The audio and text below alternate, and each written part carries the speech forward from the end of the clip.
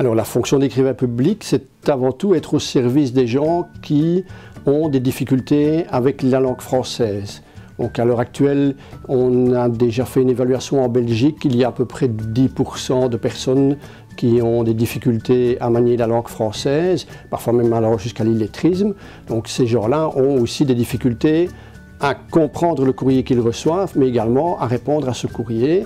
Donc les écrivains publics sont là pour pouvoir les aider à rédiger le courrier ou, le cas échéant, à comprendre le courrier qu'ils ont reçu et voir s'il y a lieu de faire une réponse soit par écrit, soit par téléphone. Alors j'exerce la fonction ici à Verviers depuis 2011. J'ai commencé ma première permanence au centre Maximilien Kolb, rue du Prince. Donc j'ai toujours cette permanence le lundi après-midi de 14 h à 17 h.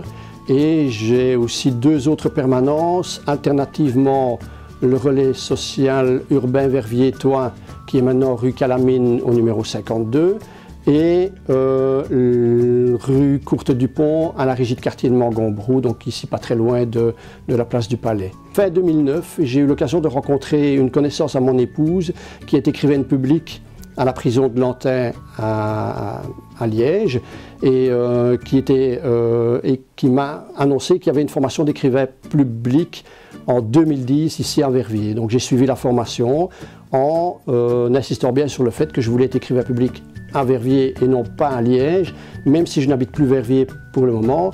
Je suis verviétois d'origine, j'ai vécu pendant 25 ans à Verviers, mes parents habitent toujours à Verviers et mon réseau social à Verviers est quand même relativement bien étendu, ce qui veut dire que c'était pour moi une opportunité de devenir écrivain public ici à Verviers.